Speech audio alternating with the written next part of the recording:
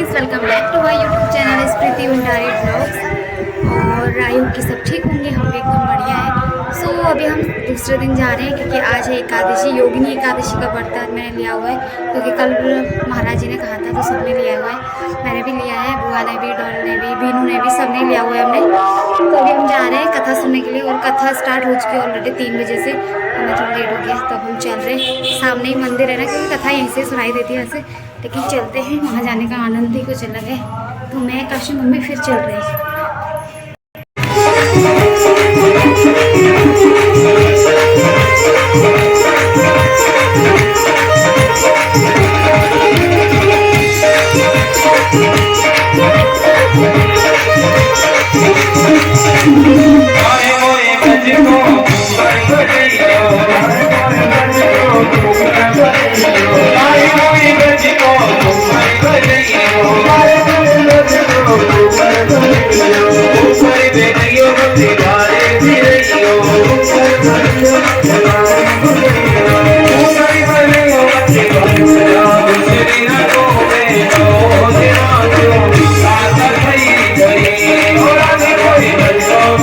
अगर कोई पतिव्रता स्त्री हो और पति से दूर अगर इस प्रकार उसका गर्भ धारण हो जाए तो बड़ी अपमानजनक बात होती। बड़ी चिंतित हो गई रोहिणी मैया, रोने लगी जोर जोर से कि क्या हुआ।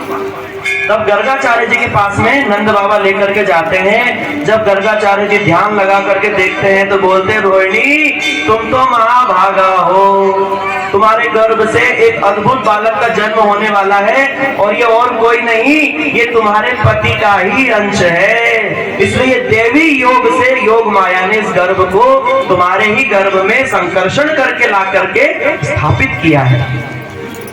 तब रोहिणी को जाकर के थोड़ी शांति हुई। देखो कहा जाता है कि जब तक भगवान को धारण करने के लिए भगवान जो है ना वो कहाँ पर सत स्वरूप होना चाहिए वो स्थान।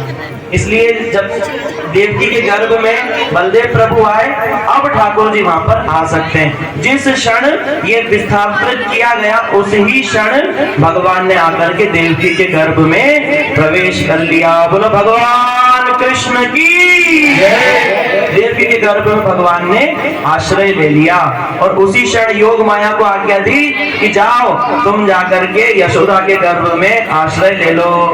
और योग माया जी कहाँ चली गई? यशोदा जी के गर्भ में चली गई। एक साथ ये घटना कहाँ घट रही है? वसुदेव जी के घर में। उधर नंद भवन में क्या हो रहा है सुनना चाहते हो? नंद यशोदा के घर क्या हो रहा है, अब ध्यान से सुनो। नंद बाबा जो है ना वो बड़े चिंतित परेशान। इतनी उम्र हो गई है, अब तक घर में लाला का मुख मैंने नहीं देखा, क्या करे क्या ना करे। एकादशी व्रत रखा करते थे। किसी ने कहा कि अगर तुम शुद्ध रूप में बड़े प्रेम से अगर पुत्रदा एकादशी का व्रत करोगे तो अवश्य में तुम्हें एक पुत्र की प्राप्ति होगी। नंद और यशोदा और समस्त ब्रजवासियों ने एकादशी व्रत रखा। इसलिए देखो ये एकादशी की व्रत की महिमा ये बिल्कुल स्पष्ट रूप से पुराणों के अंदर में है। जब व्रत रखा तो व्रत रख करके जब वो रात में सोए, उसी रात यशोदा मैया जो है उन्होंने बहुत सुंदर स्वप्न देखा। वो स्वप्न में देखती है कि बड़ा ही सुंदर एक बालक जो है, यशोदा मैया ने देख लिया सपना, नंद बाबा ने भी सपना देख लिया। दोनों उठ करके बड़े खुश खुश आनंद में। नंद बाबा बोलते यशोदे बड़ी प्रसन्न है आज, भाई क्या बात है? यशोदा भी कहती है, बोला नंद जी आप भी बड़े प्रसन्न दिख रहे हैं, क्या बात है? बोला यशोदा आज मैंने एक बहुत बढ़िया सपना देखा। यशोदा कहती है, बोला अच्छा बड़ी कमाल की बात है, आज तो मैंने भी बहुत बढ़िया एक सपना देखा है। बोला पहले तू बता। बोला नहीं पहले तू बता। बोला चलो पहले मैं ही बता देती हूँ। बोला मैंने देखा कि एक बड़ा अपूर्व एक बड़ा सुंदर बालक, बोला नंद बाबा आपके पीछे पीछे बाबा बाबा कहकर पीछे पीछे घूम रहा है। यशोदा बोली, नंद बाबा बोले यशोदा मैंने भी ऐसा ही सपना देखा। मैंने देखा यशोदा तेरे गोद में एक बड़ा सुंदर अपूर्व बालक तेरा स्तनपान कर रहा है, रुख से मुख से दोनों तरफ से दूध की धार बह रही है। मानो ना मानो ये भगवान की कोई विशेष चमत्कार है। इसलिए ब्रह्म मुहूर्त में जो स्वप्न देखा जाता है ना, सुबेरे ब्रह्म मुहूर्त सूर्योदय से 1.25 घंटा पहले, इस जो सूर्योदय से लेकर के 1.25 घंटे ये ब्रह्म मुहूर्त कहलाया जाता है। ब्रह्म मुहूर्त के अंदर जो स्वप्न देखा जाता है प्राय वो सत्य ही होता है। दोनों बड़े प्रसन्न हो गए और उसमें से बहुत प्रकाश निकलता है और सारे देवता देवी देवता सब लोग झुंड बना करके भगवान की स्तुति करने के लिए आते हैं। देखो ध्यान से सुनो, देवी देवता भगवान की स्तुति करने आते हैं। जब कष्ट ज्यादा हो, देवी देवता भी अपने कष्ट के निवारण के लिए कहाँ जाते हैं? जोर से बोलो। भगवान कैसे हैं? सत्य। देखो सत्य व्रतम सत्य परम ते सत्यम सत्य योनि नीतम च सत्य। बादल जो है वो छा गए हैं और उसी ही रात जो देवी देव की जो है ना वो गर्भ जो है वो बड़ा विशाल होकर के और बड़ा चमक उसमें से निकल रही है, बड़ा तेज उसमें से निकल रहा है। बस देखते ही देखते वसुदेव महाराज भी चमत्कृत हैं, देवकी भी चमत्कृत हैं और देखते ही देखते भगवान गर्भ से निकल करके चतुर्भुज सामने प्रकट हो जाते हैं। बोलो भगवान श्री नारायण की। अगर देवकी वसुदेव बने उन्हें लेकर के आ जाइए यहाँ पर। प्रभु जी हमारे बहुत सुंदर भजन सुना। कोई साधारण नहीं वसुदेव, तुम भी कोई साधारण नहीं। पूर्व जन्म में तुम पृश्नी और सुतपा थे, तुमने मेरा 12,000 साल तप किया और तप करके तुमने वरदान मांगा कि बोला प्रभु हमको आपके जैसा पुत्र चाहिए। उसी वरदान को पूरा करने के लिए हे देवकी वसुदेव मैं आपके घर जन्मा हूँ, आपके घर प्रकट हुआ हूँ। भादों की रात काली भी कमाल जायो, देवकी ने रात देखो जे अंधरिया। भादों की रात काली छुपी रे अंधरिया, भादों की देवकी ने रात देखो जे अंधरिया। आप यमुना पार करके मुझे उस पार गोकुल ले जा करके नंद भवन में छोड़ करके आ जाओ और वहां से जो कन्या है उसको उठा करके यहाँ पर ले आए। और वसुदेव महाराज जी जो है वो तंद्रा की अवस्था, ऐसी अवस्था न जागृत है न स्वप्न है न सुषुप्ति है, बीच की अवस्था जिसमें कुछ भान है और नहीं भी है। ऐसी अवस्था में वसुदेव महाराज जी ने पास में पड़ी एक टोकरी के अंदर ठाकुर जी को रखा, सिर पर धरा और चल पड़े गोकुल की ओर। और देखते ही देखते सारे जो दरवाजे हैं, जो कंस की जो जेल है ना, कारागार है, उसकी जो सारे दरवाजे हुए एक करके खड़ खड़ खड़ खड़ करके सारे दरवाजे खुल जाते हैं और पहरी तो पहले से ही सो रहे हैं। वसुदेव जी की बेड़ियां भी आश्चर्यजनक रूप से खुल जाती हैं और वसुदेव महाराज जी बालक को शीश पे उठा करके गोकुल की ओर चल देते हैं। जब चलते हैं तो पूरा दर्शन करें, हाथ खड़ा करो यमुना जी के। गंगा के दर्शन तो किए ही होंगे। टोकरी को रख करके और अनंत मुख तक आ गया। वसुदेव महाराज बोल रहे हैं अलग बालक का बचना बहुत मुश्किल है, लेकिन ठाकुर जी की ने बोला है कि उस पार छोड़ करके आना है। और पुत्र से कितना प्रेम है कि पिता अपनी जो जान है ना उसको दांव पे लगा रहा है और टोकरी को उठा करके कहता है अरे कोई इस पुत्र को ले लो, कोई इस पुत्र को ले लो, कोई इसको ले लो, कोई ले। इसलिए वहां पर जो ब्रह्मांड घाट है उसके उस तरफ एक गांव है, उसका नाम है कोई। क्या नाम? कोई लोग, ये नाम है गांव, इसी से ही नाम पड़ा उस गांव का। ब्रज के जितने भी नाम है ना वो ऐसे ही पड़े। ब्रह्मा जी आए तो गांव वाले बच्चे बोलते चौमुआ चौमुआ, चार मुंह है ना, क्या बोलते? चौमुआ। इसलिए वहां पे गांव का नाम क्या है? चौमुआ। ऐसे करके वहां जितने भी स्थान है ना सबके ऐसे ही नाम है। कोई ले गाय का नाम पड़ गया। और देखते देखते यमुना जी क्या चाहती है कि ठाकुर जी के चरण स्पर्श हो जाए। यमुना जी उफान मान रही, कृष्ण चरण ऊंचा कर रहे हैं और यमुना जी स्पर्श करती है। यमुना जी साक्षात प्रकट होकर के ठाकुर के चरणों को अपने शीश पर लगाती हैं। कि यमुना जी की इतनी महिमा है कि हम सोच नहीं सकते। एक बार अगर कोई यमुना जी की शरण में चले जाए तो यमुना जी अपने भाई के सारे दरवाजे उस व्यक्ति के लिए हमेशा बंद करो डाल।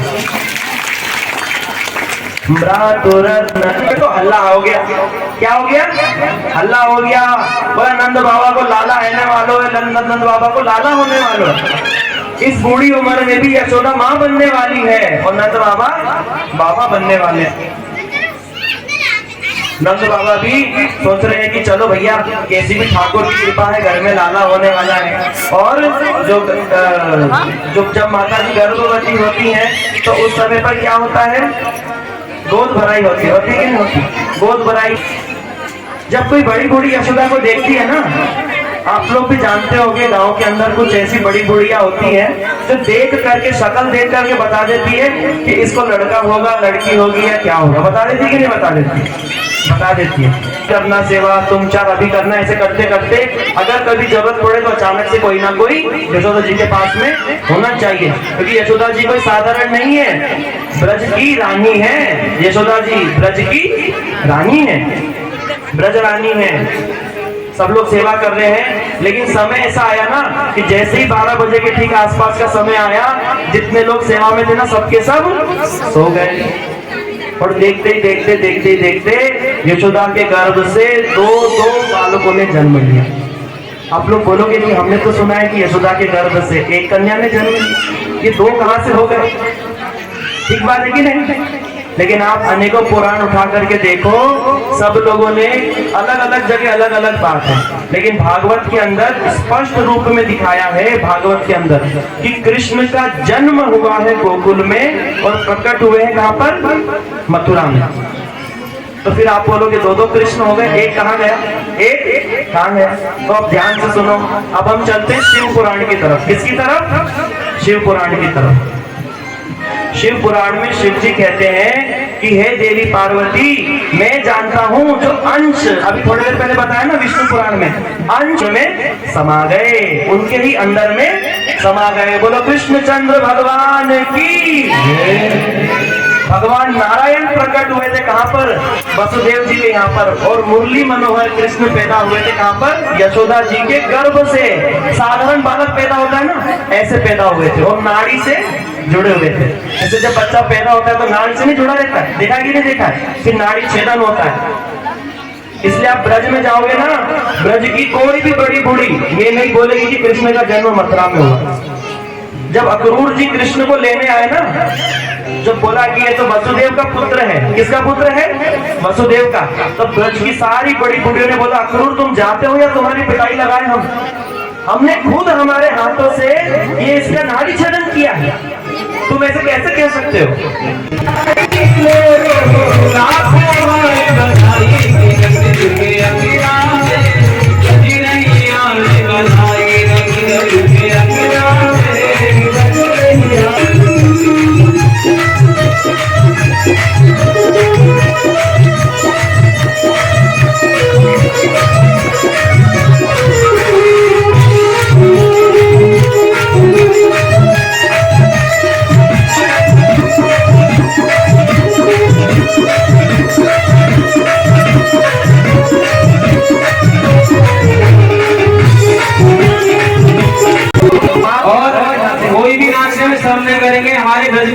जाने करी श्रम बाके फूटे करम, और जाने ओड़ी बेशरमाई बाने खाई दूध मलाई।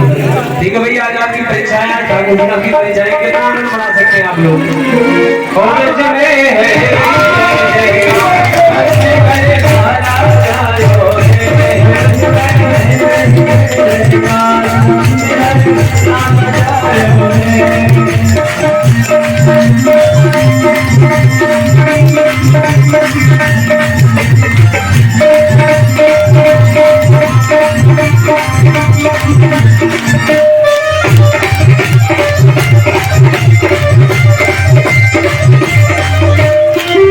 कृष्णा हरे हरे, हरे राम राम राम हरे हरे। भगवान का नाम लेना। उसने कहा ठीक है, चलो मैं कल भगवान का नाम लेके दिखता हूँ।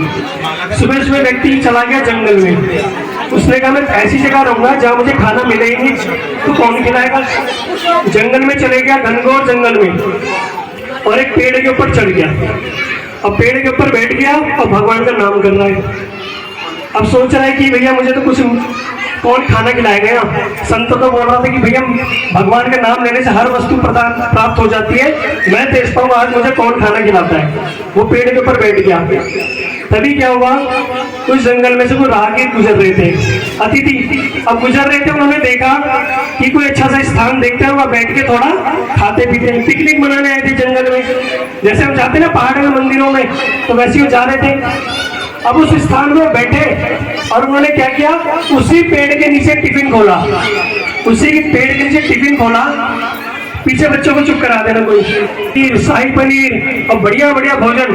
और वो व्यक्ति सोच रहा है कि अरे ये यहाँ कैसे आ गया। अब जो अतिथि थे, जैसे ही उन्होंने खाना प्रारंभ किया, जैसे ही पहला निवाला उठाया, जबरदस्ती सारा माल हुआ, हलवा कचौड़ी सब उसके मुंह में जबरदस्ती ठूस के खिला दिया।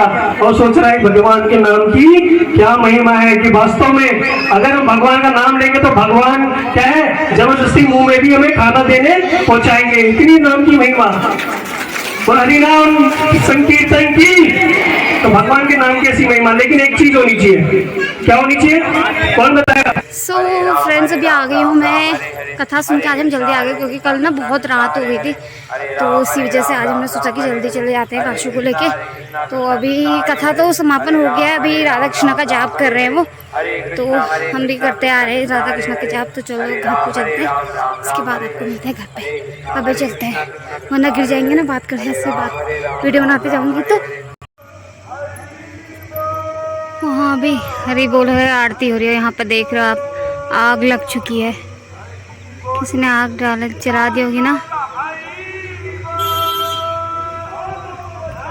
कल हम इस टाइम तक आए नहीं थे, वहीं थे। आज हम घर पे आ गए हैं क्योंकि व्रत भी है, पूजा वगैरह कर। बोल हरी बोल, हरी बोल, हरी बोल। मस्त आवाज आ रही, आपको आ रही है, वीडियो में आ रही होगी पता नहीं, बड़ा अच्छा लग रहा है। तो आ गया घर पे, अभी पानी वगैरह पीती हूँ, उसके बाद मुंह हाथ धो लिया है, पूजा वगैरह करते हैं। तो आज की वीडियो फ्रेंड्स, आज की वीडियो को यहीं पे करते हैं एंड। तब के लिए do like, comment, share and subscribe my YouTube channel. Thank you so much and bye bye.